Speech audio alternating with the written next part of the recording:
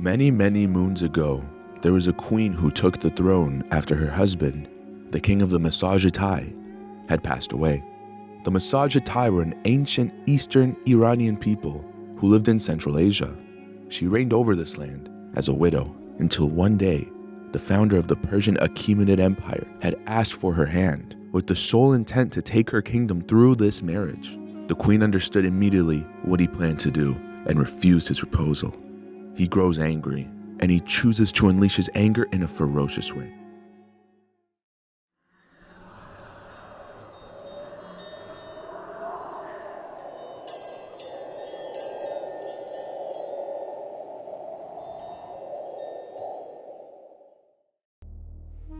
Prince of Persia: The Lost Crown is Ubisoft's big return to the 2D platforming scene. This time around, we find ourselves back in Persia. This land was ruled by the generous legacy of King Darius. Stories will tell you that he is remembered as a kind and noble king, often evangelized and respected by his people. That was decades ago though. He is dead now. Not from a sickness or old age either. He was murdered, a secret the land of Persia does not know yet. The land has been dying ever since that happened, not in any emotional sense, but in a literal sense of the word. Time does not move how you would expect it to. Time itself is twisted and warped into knots around Mount Kaf after the Simurgh, the divine bird guardian of Persia, has disappeared from the sky. The Simurgh is the anchor of time in Persia. The Simurgh keeps time flowing correctly, blesses the rightful king, and in a way, keeps Persia from falling apart. So you can imagine when that bond is broken, everything spirals. The world breaks when its bond with the Simurgh is shattered by the murder of Darius. The Simurgh's disappearance involuntarily curses the land of Persia, a cursed land that Tamiris, the new queen of Persia, has inherited in the aftermath of Darius' death. We are back in the mix decades after Darius' passing now, and Tamiris has a major crisis. Her son, Hassan, has been kidnapped for unknown reasons. Tamiris enlists the help of the Immortals, the defenders of Persia, to find and return her son. Now these guys, this is not your ordinary group of warriors. These are the Immortals. Before we can continue, I have an important announcement to make. This is no laughing matter. This is to be taken very seriously. I have an announcement, and is that I have a sponsor. So hold on, because I'm grabbing the script, so you better not move. What did I just say? I said you better not move. Thank you. This video is sponsored by nobody. Alright, thanks. Have a great day. Back to you, Tobara. Led by the respected swordsman, Varum, they embark on their journey to find Hassan and return him back home. We're not playing as Varum though.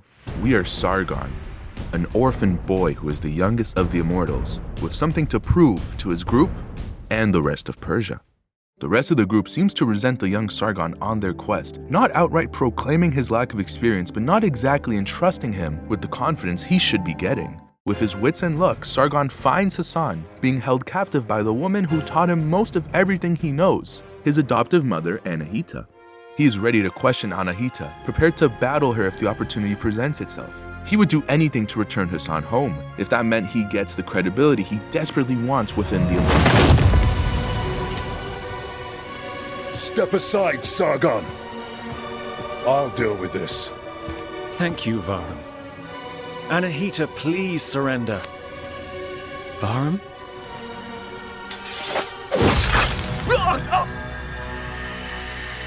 No! Hassan!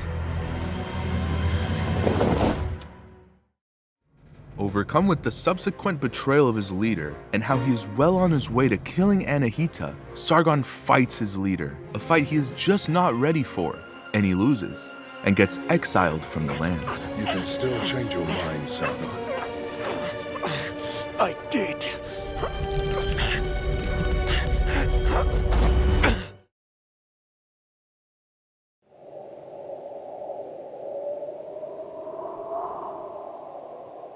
You start to wonder, why would Varum do something like this? Does he want the throne? Or is there something deeper he is reaching for?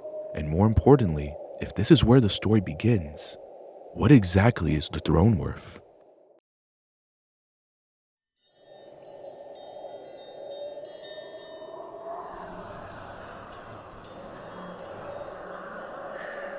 Boy undead resurrected. Angus in silence.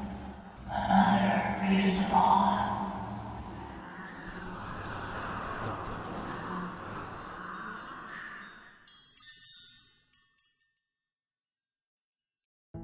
The furious ruler chooses to attack the land of the Masajatai. While building a bridge across the river to attack the queen's land, the queen advised him to be satisfied with his own kingdom and to allow her to rule her kingdom in peace. The ruler refused, and his first assault was crushed by the Masajatai. After his failure to win, he sets up a fancy banquet with enormous amounts of wine in the tents of his camp. He withdraws, or at least, that is what it looks like. Sargon finds himself in the depths of Persia, his map being taken by an old man. After venturing in the depths, you find him. I mean, you do not really find him, he is waiting for you. But he questions if you can save Hassan. He questions if we are courageous or clever enough.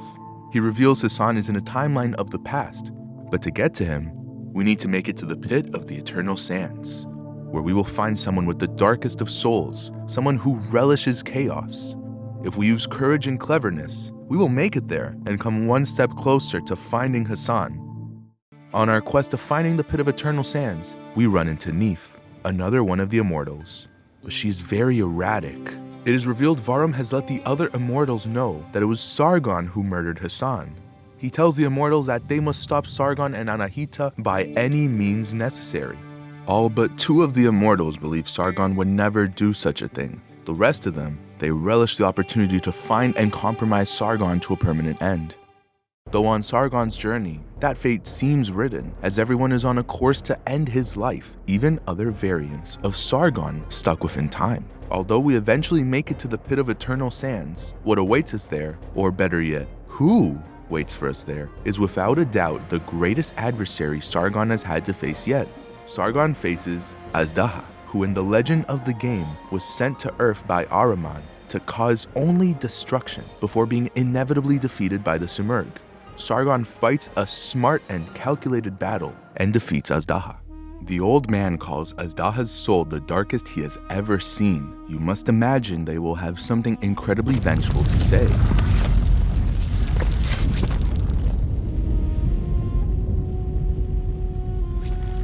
You are not the one. And yes, you are. All lead to the same end. What do you mean? Both of royal blood. One loses the crown, one devours a god. I'm here to save a prince. Are you now? Let me show you. Azdaha gives Sargon 4 celestial arrows.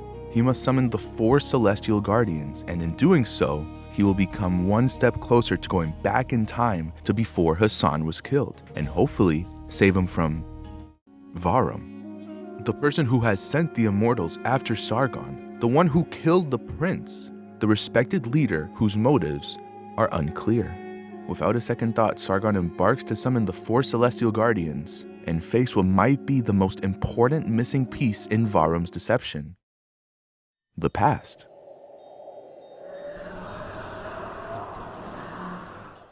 The queen's son led the Masajatai with the commander of their army into the banquet. They drank fermented mare's milk and used cannabis as intoxicants. They were not used to drinking wine. They became quite drunk, and the furious ruler easily defeated and slaughtered the army. This destroyed a third of the Masajatai army. The queen had found out about her army's defeat, but more importantly, her son dying. She sends the ruler a message saying the wine her son drank was a drug which made those who consumed it so mad that they spoke evil words. She demands he leave her lands, and if he does not, she swears by the sun that she will give him more blood than he could drink. As Sargon closes in on summoning all the celestial guardians, Persia and Mount Kaf seem to be unraveling around him. But you can make that same observation about his comrades in the Immortals, who one by one run into Sargon. Neith and Artaban, one of Sargon's mentors, who teaches him lessons in combat and life. But other than those two, the rest of the Immortals are cold and vengeful to Sargon. He runs into Rajan, the masked assassin, who does not take kindly to what Sargon allegedly did. He fights Menolius, who in his dying moments tells Sargon he did not want to fight him. He then fights Orod, who admits Sargon gave him the best battle he has ever had. Both Orod and Menolius disintegrate into Golden Athra. Both die with the implication that it was Varum who lied about Sargon. He eventually summons the Celestial Guardians and goes back in time to the moment right before Varum kills Hassan. Anahita is still there, and so are we. At least a past version of us is. Sargon tells the others that Varum is not fit to be an immortal, let alone a king. In an act of rage, Varum goes to strike Sargon, but Anahita gets in the way and subsequently dies. He declares that the Simurgh's power are his and his alone, and that no mortal can have that power, and the battle begins.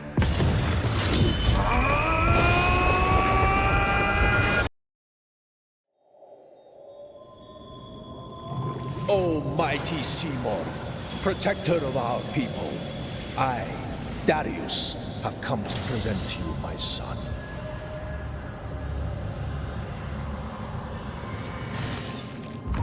Should you deem him worthy, he shall one day become king.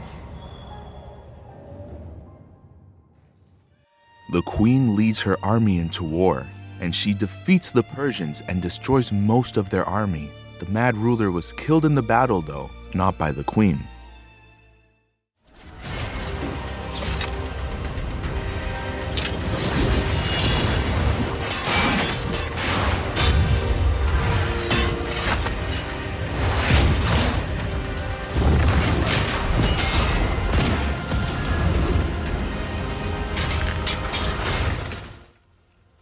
Assessing the battlefield, the queen finds his corpse, severs his head, and puts it in a bag filled with blood while telling the ruler, "Drink your fill of blood."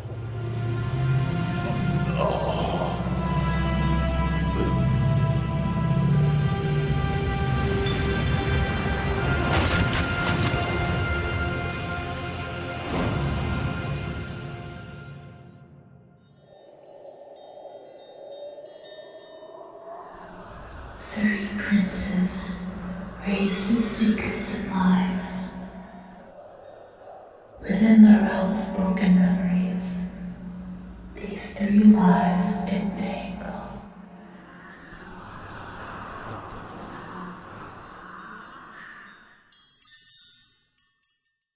You could make various assessments of the story and come to several different conclusions, but that is the very issue that not only the game asks us to think about, but I would also like you to think about as well.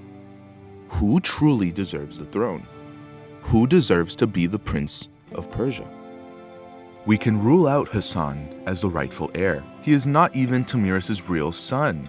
He may be kind-hearted, loved, but inevitably he is completely powerless. He was kidnapped, more so used as bait for the other potential heir to the throne, Varum.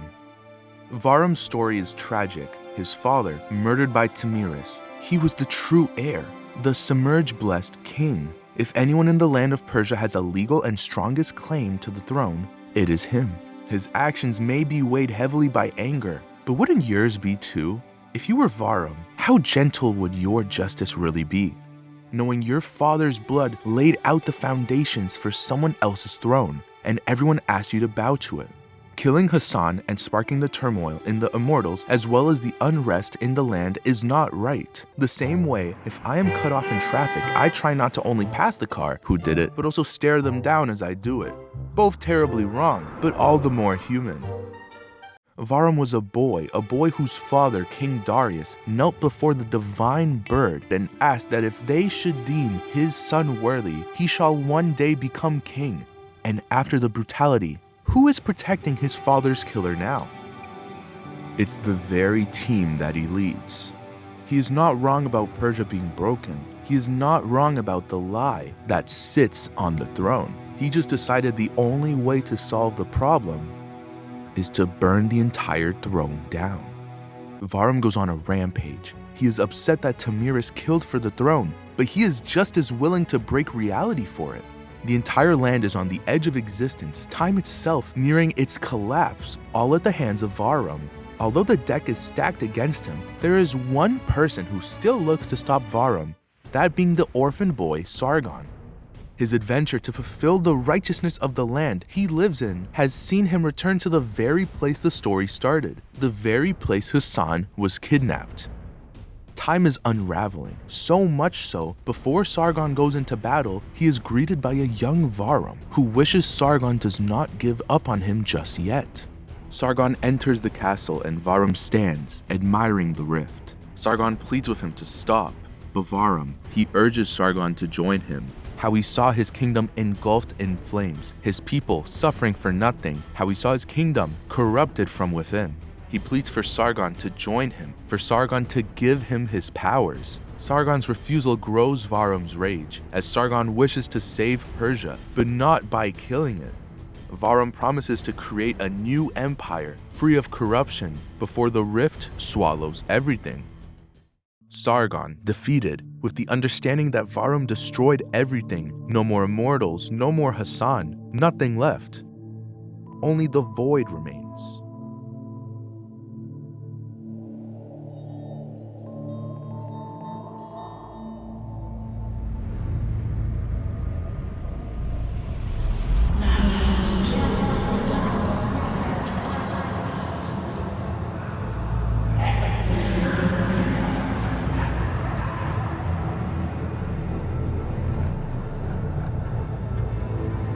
Mighty Simorg, you were the one gifting me life time and time again. Why did you choose me rather than the others?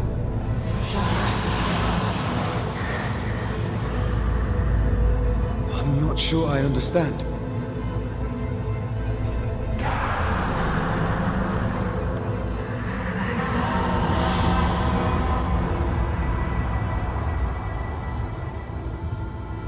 They are always with me. I can't defeat them.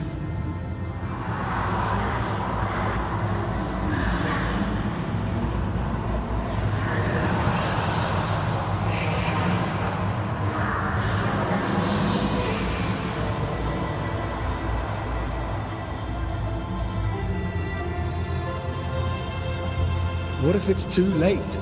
I don't exist anymore. I couldn't stop Varum.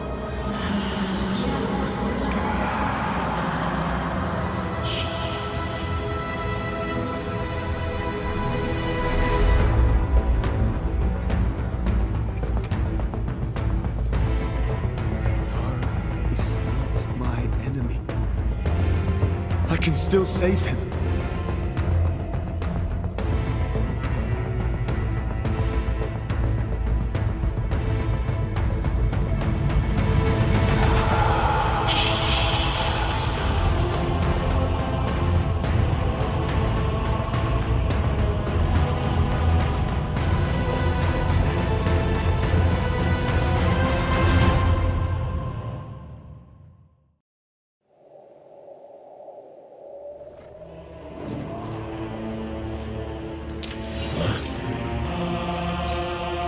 No. I'm here to save you from yourself.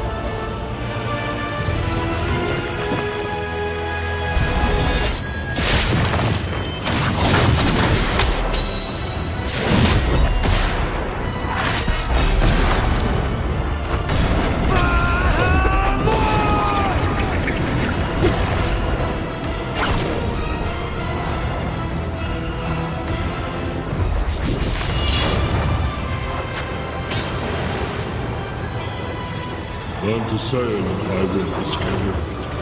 True warrior needs no weapon. It's your actions that matter. Then I wish to be where we Immortals are friends again.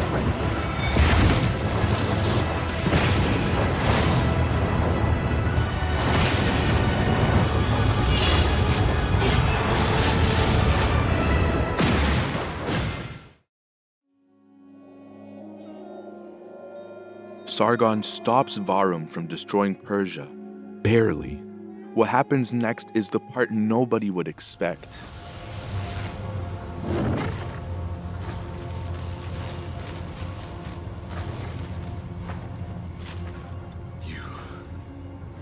right, Sargon. The Smorg's powers were never ours.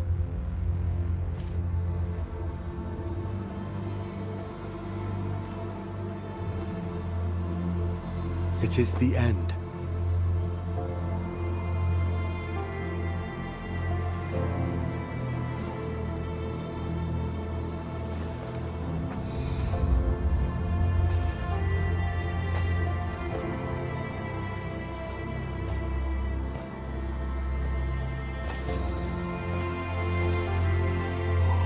May you bring the seeds of hope to all in Persia.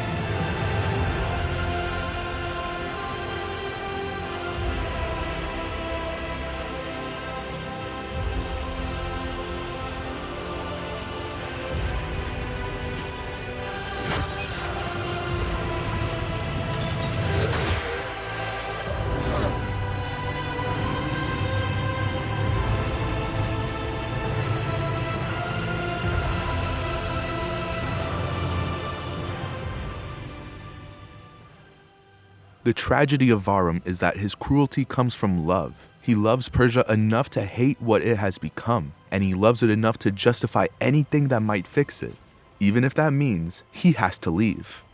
In the end, he finally chooses Persia over himself.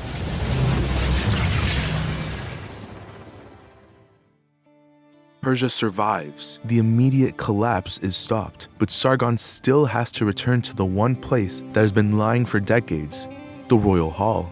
The court celebrates the return of Prince Hassan like the story is over, like the kingdom has been made whole again. But with everything we know now, the scene becomes tragic. Hassan was raised to be a symbol. Sargon was raised to be a soldier. The wrong prince is welcomed home, and the real heir is praised for simply doing his duty. Hassan steps down anyways. He leaves the crown on the steps of the throne and says, "Not anymore." Tamiris calls Sargon's triumph worthy of a king. She speaks of sacrifice as if it is acceptable because securing her bloodline is all that matters.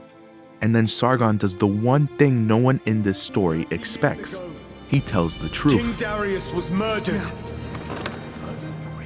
He exposes Darius's murder to the entire hall and walks away from the crown that was always waiting for him. Tamiris calls after him in desperation. This moment speaks volumes. The moment when Sargon spoke the truth, the moment the throne finally loses its pretend power. This whole scene is very heavy on its own, but it becomes integral to the ultimate question I would like you to think about. One I have already asked you. Who truly deserves the throne? I will not reiterate my humanization of Varum or my dismissal of Hassan, but I will refer to the several artifacts and logs in the game to help you understand why this conversation has more legs in the discussion of who deserves the throne over anything else. Throughout the game, there is a prophecy you slowly learn more and more about as you explore the world. You may recognize it. I've been playing it at the start of each one of the sections of this video. The prophecy is not simply a jumble of words that is for lore nerds like you and me to focus on. It tells the story of what is going on. It starts with the original sin of the murder of Darius, how the Simurgh disappears, how the land became cursed, the moment Persia is off the rails. Everything is consequence, not random. It tells the story of 3 princes, 3 lives raised through different versions of secrets, lies, and a rotting kingdom.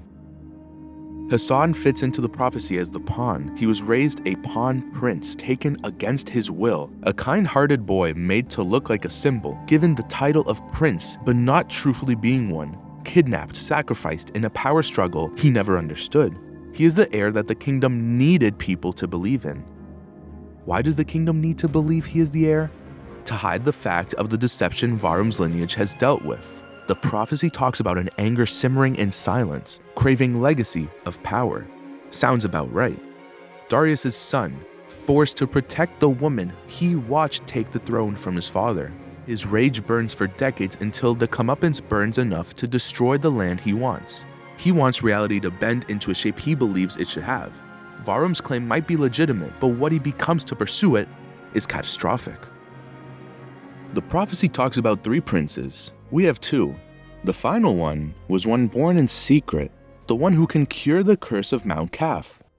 Sargon, a hidden heir raised outside the court his alleged mother leads, the one that time itself keeps circling around. Time itself keeps on bringing him back.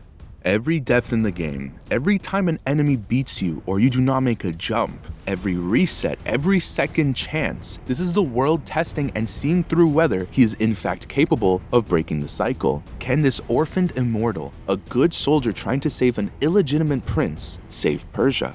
That is the central question of the entire story. Everyone is wondering who will win the throne, when in reality, the prophecy is asking, who will end the curse placed on Persia all those years ago? The cruelest part of all this, all 3 of them are real. All 3 of them are tragic. Hassan was raised to fill a role, while Tamiris' alleged real son was taken from that life and raised away from the throne, being taught and led by the prince who was robbed first, the truest heir.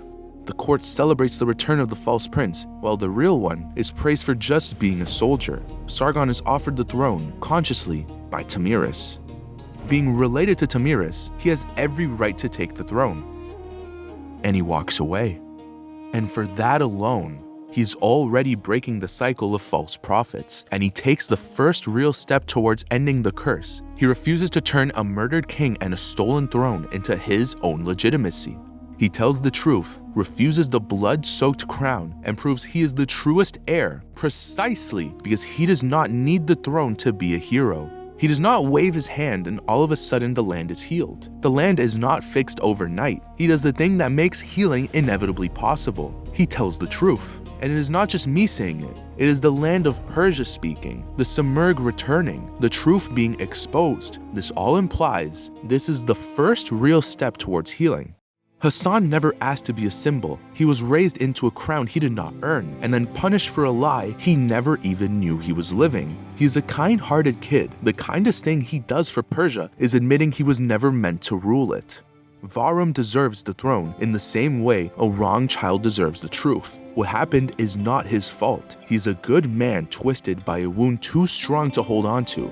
Even in his last moments, he chooses Persia over himself, letting go of the power, his life, to leave Sargon the seeds of hope for a healed Persia.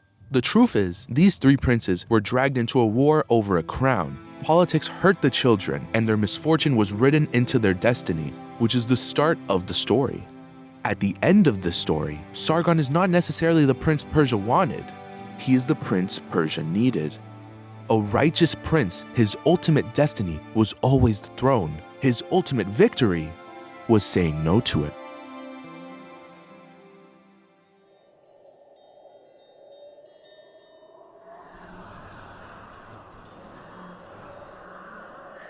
Chaos of time unlocks a second chance. Only one can cure the curse of Mount Kaf.